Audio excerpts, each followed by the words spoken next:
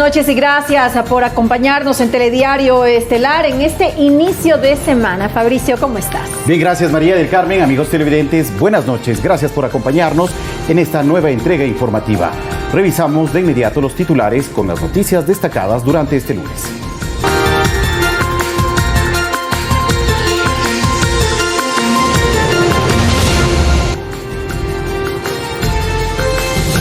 Finalizó el paro en el Carchi. Luego de 7 días de protestas, autoridades del gobierno y de la provincia llegaron a un acuerdo que permitió superar la crisis. A puerta cerrada, el presidente de la República, Lenín Moreno, y los ministros de Estado definieron el contenido de las reformas que el Ejecutivo remitirá a la Asamblea Nacional. El gobierno presentará este martes su propuesta. En audiencia de casación, la Fiscalía solicitó se aumente la condena para el ex vicepresidente Jorge Glass, sentenciado por asociación ilícita en el caso Odebrecht. Desclasificación de archivos y acciones a los operadores de justicia exigen los perjudicados por la revuelta policial del 30 de septiembre de 2010. Este lunes se cumplieron 9 años. En lo internacional, el presidente de Perú, Martín Vizcarra, anunció que disolverá el Congreso. El mandatario tendrá un plazo de 4 meses para convocar a nuevas elecciones parlamentarias. Y Deportivo Cuenca y Ñañas ya conocen a sus rivales para la Copa Libertadores Femenina a disputarse en nuestro país desde el 11 de octubre. En breve conoceremos los nombres de los clubes participantes.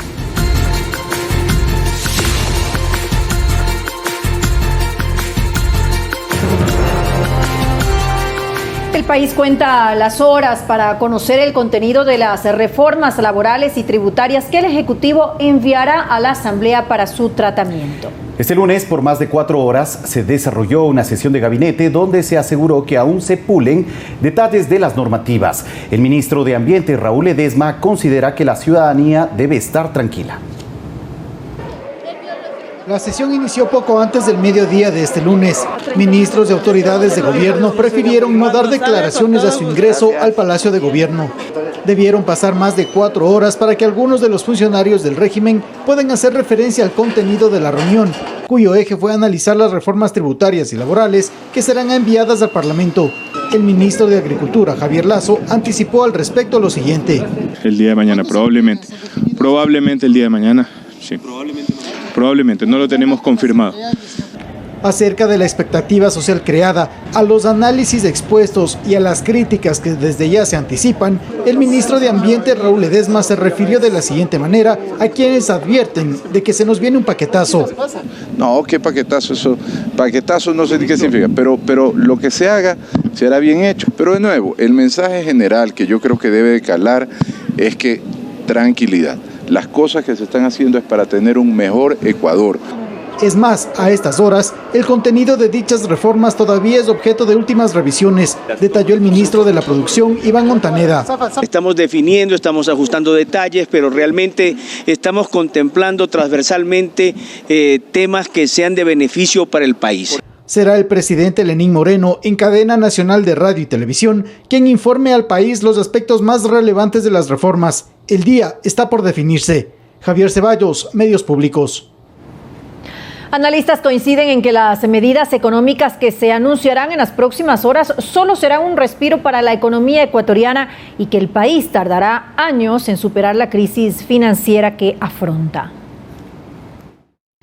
Según analistas económicos y asambleístas, las medidas que adoptaría el gobierno en las próximas horas no serían suficientes para que el país se recupere de la crisis. Una cosa terrible que va a tomar muchos años corregir la debacle heredada. También es cierto que el gobierno no ha reducido suficientemente el gasto. Estamos pagando las consecuencias de el haberse comido todas las reservas del país y haber hecho inversiones que no están siendo productivas. La refinería del Pacífico, las hidroeléctricas no están funcionando en su capacidad total, lo que se hizo en Yachay. Este es el chuchaqui de la década del correísmo, pero ojo, eso no se resuelve haciendo lo mismo que Correa. Más impuestos en vez de ajustar el tamaño del Estado que está obeso. En relación a los préstamos que ha concedido el Fondo Monetario Internacional, acotan que las políticas de este organismo solo buscan precautelar sus desembolsos.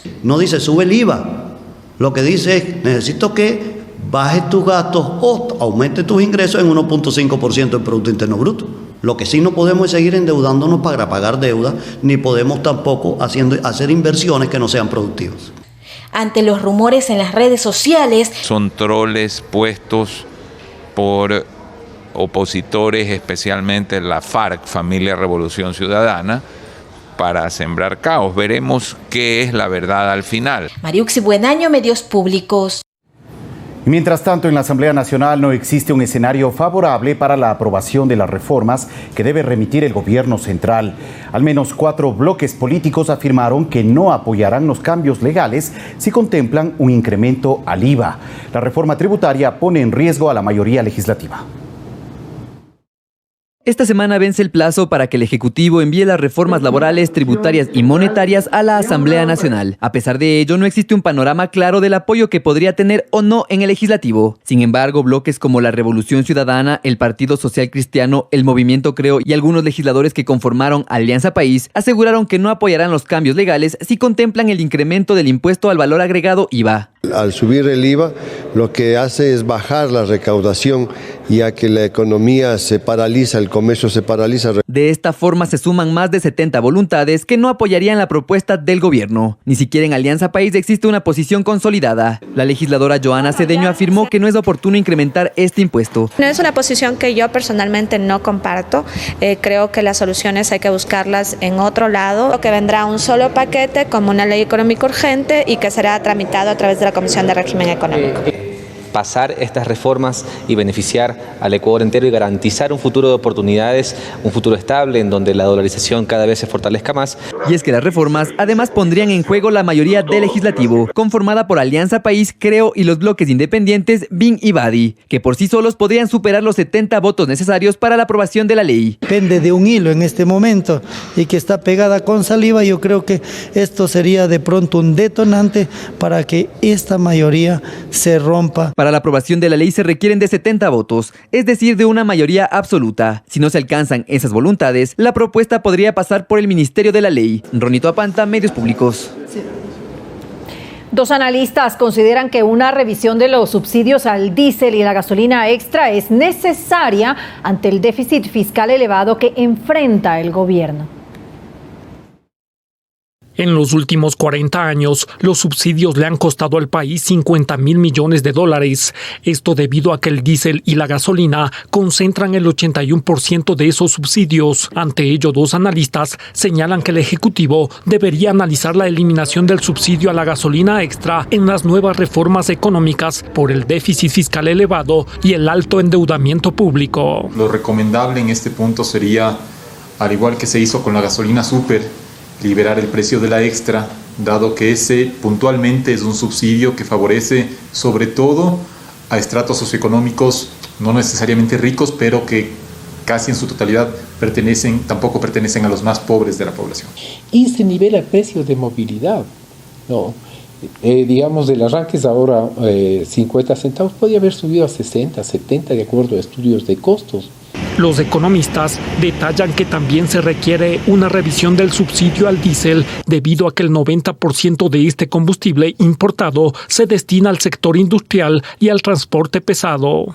Debe eliminarse los subsidios, pero no al que es y al que no es. Aumentar impuestos o reducir subsidios necesariamente tiene un costo político para el gobierno, pero creo que el riesgo de no tomar esas medidas y esperar hasta que la situación económica ya sea insostenible puede ser no solo más riesgoso para la economía, sino también incluso para el propio gobierno en términos políticos, en el sentido de que se quede sin financiamiento. El subsidio al gas de uso doméstico le cuesta anualmente al Estado 700 millones. Aunque los analistas consideran que el gobierno no eliminará este subsidio, recalcan que deberá controlar su uso. El gas se utiliza en calentar piscinas, en calentar saunas, es decir, se mal utiliza por lo barato que es. Por ejemplo, en algunas industrias o en restaurantes no se debe usar el cilindro de 15 kilos. Ese cilindro de 15 kilos es para uso doméstico exclusivamente. Santiago Tello, Medios Públicos. El desarrollo económico y social, nuevas inversiones y alternativas para fortalecer a los sectores productivos fueron los principales temas que trató este lunes en Washington, Estados Unidos, el vicepresidente de Ecuador, Otto Sonnenhösner, con varios representantes del gobierno de ese país. En el año 2018, el país norteamericano invirtió en Ecuador alrededor de 61 millones de dólares, por lo que ahora se examinaron opciones para incrementar los negocios bilaterales para la generación de empleo y potenciar el intercambio comercial.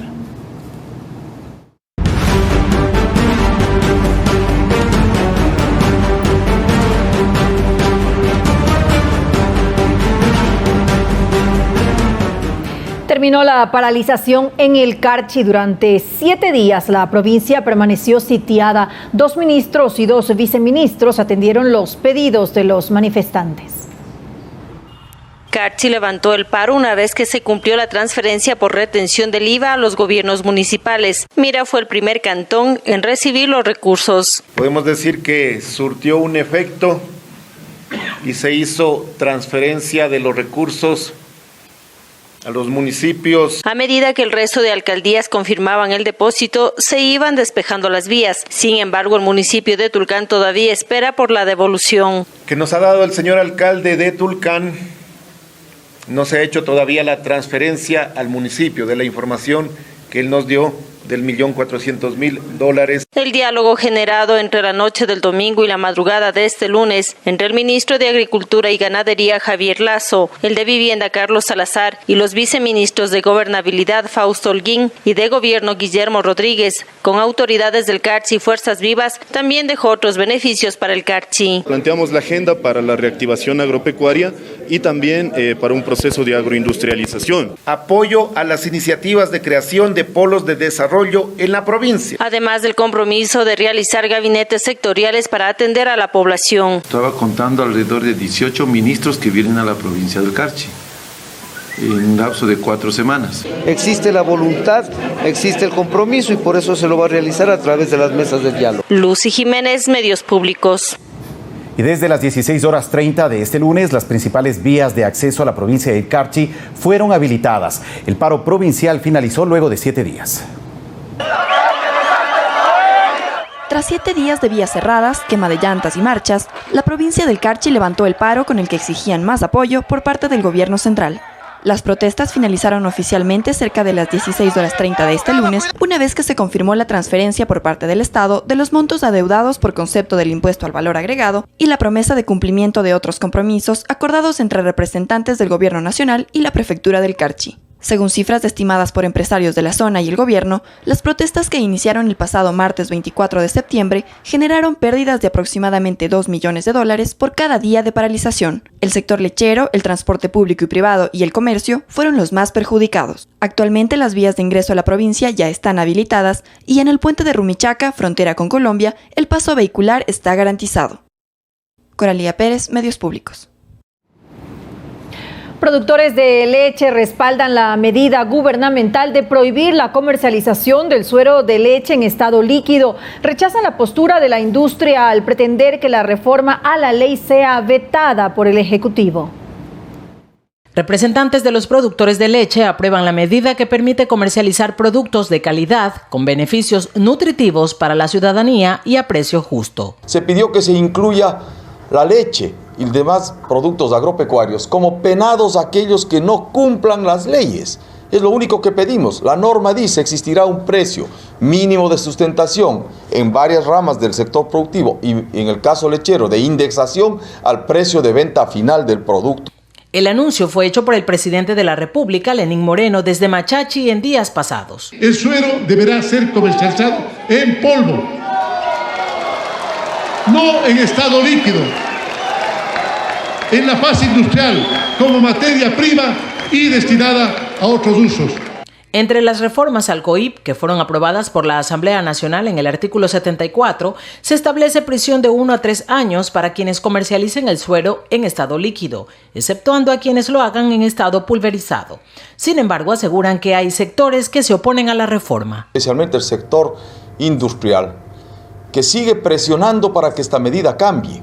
Rechazamos la posición de aquellos sectores que vemos que no piensan en el país y en su gente, sino piensan únicamente en aquel negocio lucrativo que puede dar en un momento determinado un eslabón de la cadena. En Guayaquil, Guadalupe Ayoví, Medios Públicos.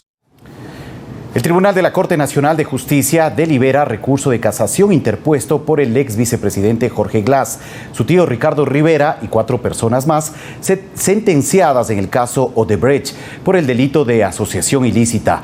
La Fiscalía pidió que se desechen los recursos por no tener sustento jurídico. El tribunal presidido por la jueza Daniela Camacho analiza su resolución tras escuchar los argumentos presentados por la defensa de 6 sentenciados por asociación ilícita dentro de la trama de corrupción de Odebrecht en el país.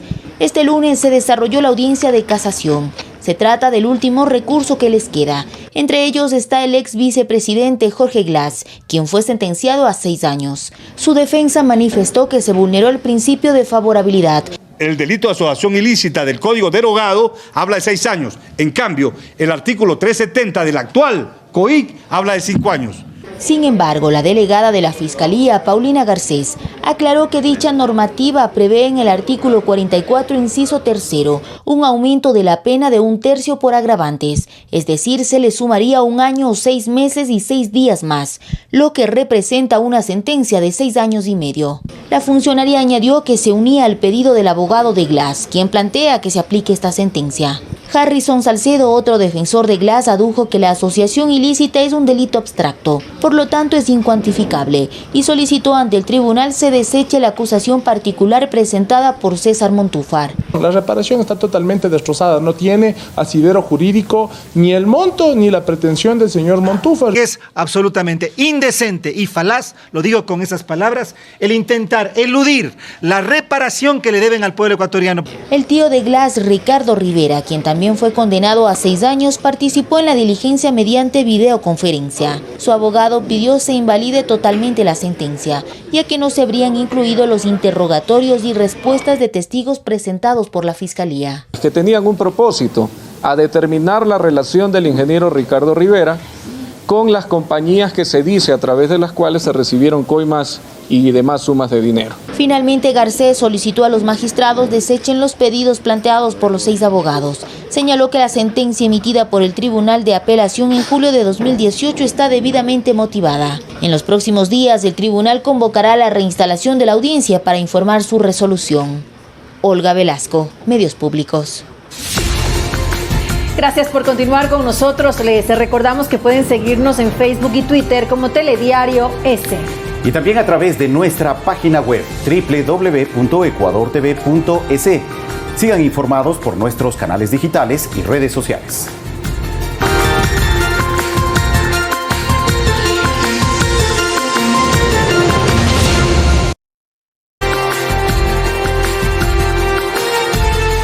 Desclasificación de archivos y sanciones a aquellos operadores de justicia que sentenciaron los casos del denominado 30S fueron los pedidos de los colectivos que reúnen a los perjudicados. Este lunes en la ciudad de Quito se cumplen 9 años de la revuelta policial. Esta placa develada en el lugar donde perdió la vida el policía Froilán Jiménez la noche del 30 de septiembre de 2010 fue el inicio de los eventos conmemorativos por los 9 años de la revuelta policial. Aquí también se hizo un pedido para esclarecer los hechos. Pedimos al presidente de la República se desclasifique toda la documentación del 30S de todas las instituciones del Estado. Varias de las personas que fueron sentenciadas ya cumplieron con sus penas. Esto a pesar de no haber tenido participación alguna, asegura. Se me procesó por el delito de tentativa de asesinato al expresidente Correa. Nunca vi la salida del expresidente Correa. Y sin prueba alguna nos sentencian por terrorismo a 4 años de pena privativa de libertad. Por su parte, los integrantes de la Mesa por la Justicia y la Verdad estuvieron en el Consejo de la Judicatura para exigir una sanción a aquellos operadores que habrían participado en los casos del 30S. En su informe, por ejemplo, hablan de 14 jueces nacionales. Deben ser removidos inmediatamente de sus cargos. Si se han descubierto posibles infracciones disciplinarias de nuestros jueces, seremos como en todos los casos, implacables y rigurosos en el control disciplinario. Algo que no solo se hará, sino que se ha hecho al interior de la Policía Nacional, afirmó la ministra de Gobierno María Paula Romo. Ese día sí hubo funcionarios policiales que cometieron un delito que se conoce como insubordinación. Así que no podemos tampoco confundir este tema. Las sanciones tienen que darse en el marco justo de lo que hicieron. Las conversaciones entre exfuncionarias del régimen anterior, vinculadas en el caso Sobornos 2012-2016, aseguran hacen necesarios que estos pedidos se concreten. Anik Llanos, Medios Públicos. 20 horas con 38 minutos, nos acompaña aquí en el estudio de Telediario en la ciudad de Quito el doctor Oscar Ayerbe, integrante de la Asociación Víctimas del 30 de septiembre, con quien conversaremos en los próximos minutos sobre esta solicitud de sanciones a funcionarios judiciales que se demanda por parte de varios policías que fueron sancionados dentro de los procesos judiciales también que se emprendieron luego de los hechos registrados hace 9 años, el 30 de septiembre. Doctor Ayerbe, buenas noches, gracias por acompañarnos. Bueno, ¿por qué sancionar a varios funcionarios judiciales? El país es absolutamente consciente y conoce ahora con más detalle lo que significó una de las agresiones más insólitas en contra de los derechos humanos, perpetrado no solamente por el poder político del Estado presidido por Rafael Correa, sino que además utilizó la justicia, es decir, jueces, fiscales y toda la estructura del Consejo de la Judicatura para cumplir los objetivos que estaban determinados, tratar de convencer nacional e internacionalmente que había existido un intento de golpe de Estado y un intento de magnicidio. Y para lograr ese objetivo se inventaron una serie de delitos para lograr ese objetivo. Atentado contra la seguridad del Estado, atentado contra la seguridad interior del Estado, atentado contra la paz y la dignidad del Estado, intento de golpe de Estado, intento de magnicidio, sabotaje, terrorismo, plagio, intento de secuestro, rebelión, sedición. Le acabo de escuchar a la ministra de Gobierno, María Paula Romo, que había un delito que sí podrían ser sancionados, y los demás, ¿cómo es que se inventaron todo eso para perseguir inocentes? Pero fue un invento, lo que ocurrió aquel 30 de septiembre del año 2010, ¿fue un intento de golpe de Estado, un intento de magnicidio o simplemente una revuelta policial que expresaba un descontento por parte de varios policías luego de la aprobación la noche anterior de la reforma a la Ley de Servicio Público? Efectivamente, la Asamblea Nacional había aprobado esa ley, y los policías y militares estaban descontentos con ella. Al día siguiente se había concentrado en el regimiento Quito un grupo de policías y finalmente tomaron la decisión de expresar su descontento con brazos caídos, pero apareció repentinamente el presidente Correa y todos recordamos lo que les dijo a los policías: mátenme si quieren. Y obviamente ocurrió todo lo demás. El hecho concreto es que no ha existido en la historia ecuatoriana acontecimiento alguno de persecución política tan brutal y nefasta. El presidente Correa, con decreto ejecutivo 22 del 10 de junio de 2013, crea la Comisión de Investigación del 30S, presidida por Carlos Vaca. Y luego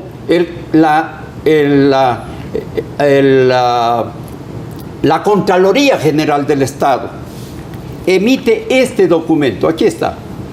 El informe secreto reservado que determina la utilización de fondos públicos ilegales por la CNI, que determinó que utilizaron estos recursos del Estado para adulterar evidencias, fotografías, videos, comprar testigos falsos, adulterar peritajes para perseguir a inocentes.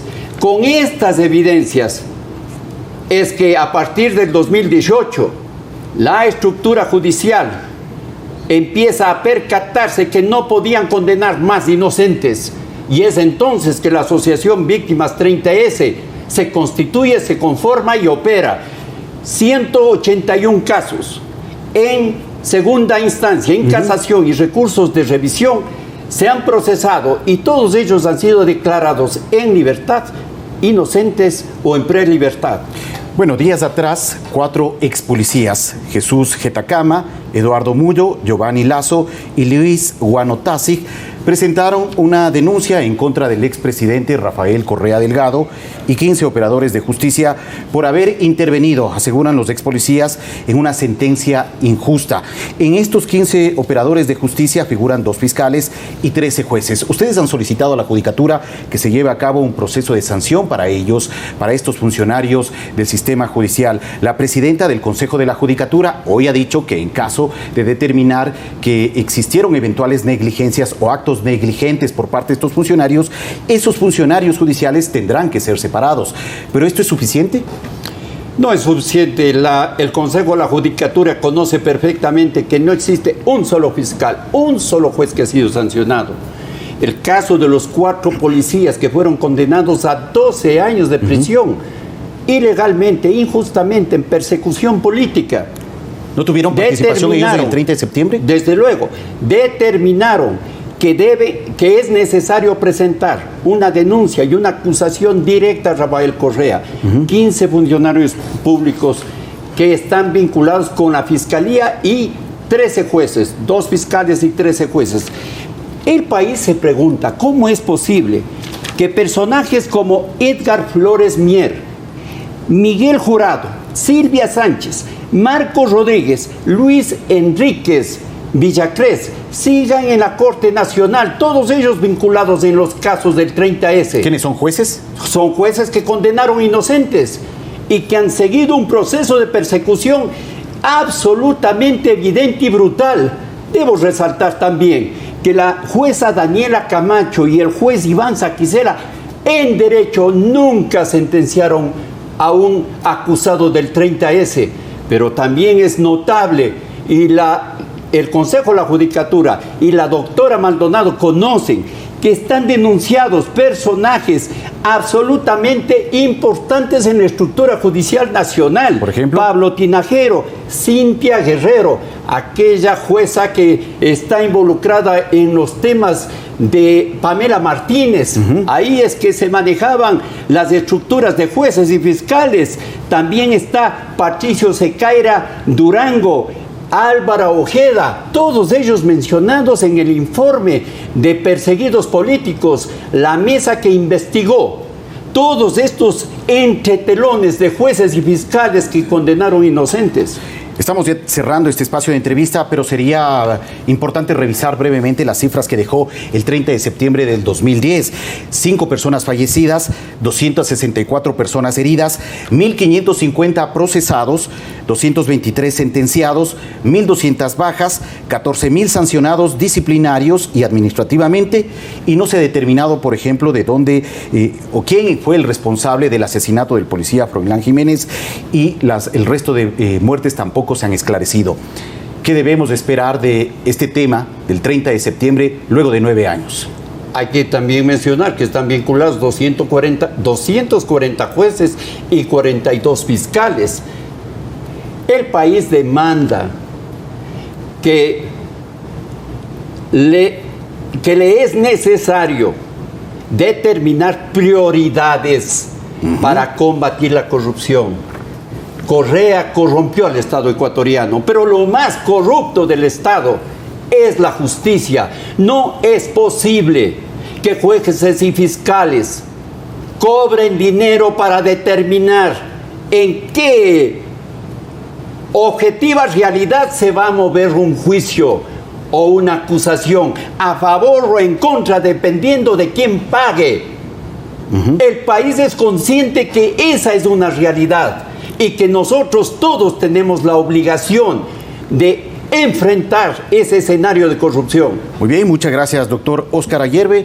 Estamos pendientes del proceso también que se sigue en adelante en torno a los casos relacionados y vinculados al 30 de septiembre. Le agradecemos al doctor Óscar Ayerbe, representante de la Asociación Víctimas del 30S. 20:47. Vamos a una pausa, regresamos en breve con más aquí en Telediario Estelar. Sigan con nosotros.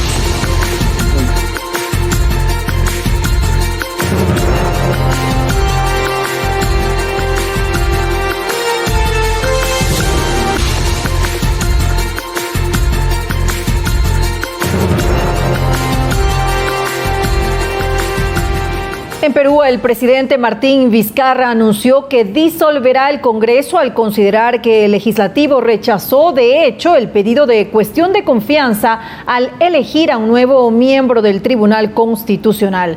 La cuestión de confianza proponía la modificación del proceso de elección de candidatos al tribunal bajo el argumento de que, de lo contrario, no se realizaría de manera transparente. En un tiempo máximo de 4 meses, el mandatario debe convocar a nuevas elecciones legislativas. He decidido disolver constitucionalmente el Congreso y llamar a elecciones de congresistas de la República. Este es un acto constitucional previsto en el artículo 134 de la Constitución. Como lo mencionó el jurista Marcial Rubio, la disolución de un Congreso tiene como función lograr una nueva elección parlamentaria y que sea finalmente el pueblo quien defina a quién le da la razón. En Somalia se produjo un ataque a una base militar estadounidense con coche bomba que no dejó víctimas mortales. En el lugar del ataque, las tropas estadounidenses entrenan a las fuerzas especiales somalíes. Además, se realizaban ataques aéreos contra el grupo terrorista Al-Shabaab, la rama de Al-Qaeda en el Cuerno de África, que se atribuyó el ataque. De manera paralela, un convoy militar de la Unión Europea, procedente de Italia, sufrió el impacto de una mina que estalló a su paso en la capital. Ningún soldado resultó herido y el ataque por el momento no ha sido reivindicado. En Argentina, la pobreza de la población urbana subió al 35.4% durante el primer semestre del año, 3.4 puntos porcentuales por encima de la tasa registrada en la segunda mitad del 2018. Además, el Instituto Nacional de Estadística y Censos indicó en un informe que el índice de indigencia se ubicó en el 7.7%, lo cual implica un avance de 1 punto respecto del semestre anterior y de 2.8 puntos en la comparación interanual. El gobierno argentino, a través de la ministra de Desarrollo Social, Carolina Stanley, admitió que el alza de la pobreza medida por ingresos es una realidad que duele, pero aseguró que la situación ha mejorado desde el punto de vista estructural.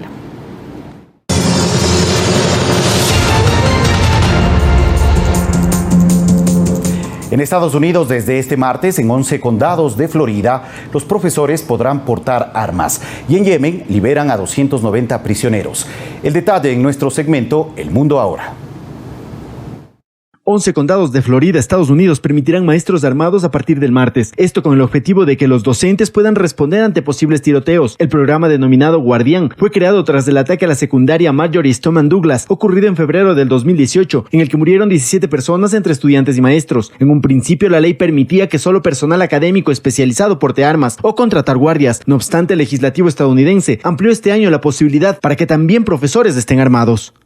En Yemen, los hutíes liberan a 290 prisioneros capturados en 2014 y piden a la coalición que encabeza Arabia Saudita que dé un paso en este mismo sentido para rebajar las tensiones. Abdul Qaer al-Morata, jefe del Comité Nacional de Asuntos de Presos Hutí, informó que en total son 350 los que se liberarán. El conflicto armado que enfrenta a los hutíes respaldados por Irán, con el gobierno provisional que mantiene una coalición con Arabia Saudita y que cuenta con apoyo internacional, comenzó en 2015.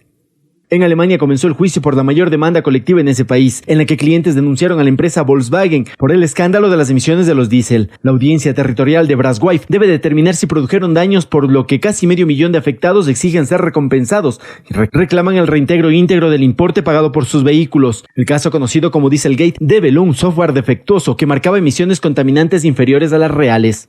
Paco Urbina, Medios Públicos.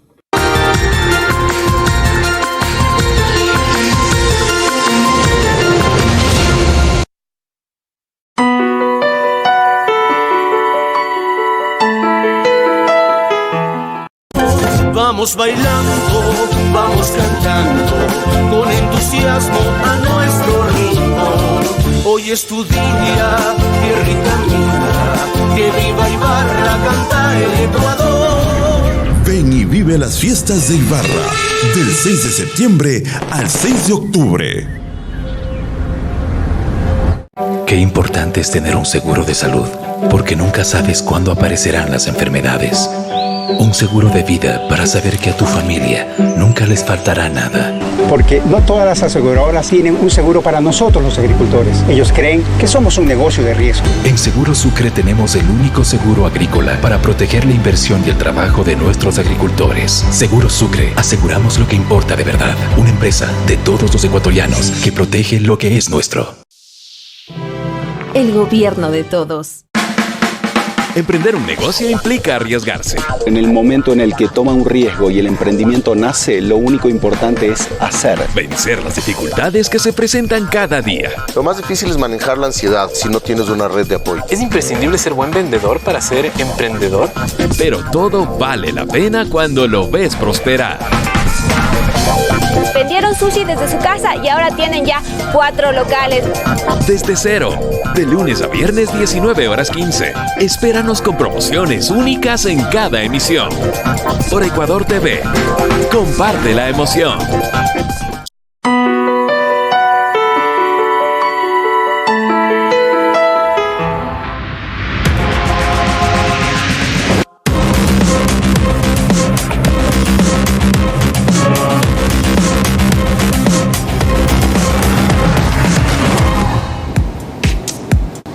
¿Cómo están, amigos televidentes? Bienvenidos a la información deportiva aquí en Telediario con uno de los hechos más destacados en el inicio de la semana, y es que hoy se cumplió el sorteo de la Copa Libertadores Femenina 2019, evento que se lo va a disputar acá en nuestro país a partir del 11 de octubre hasta el 27 de octubre. Se cumplirán los diferentes encuentros y quedaron determinados ya los grupos, que los tenemos así.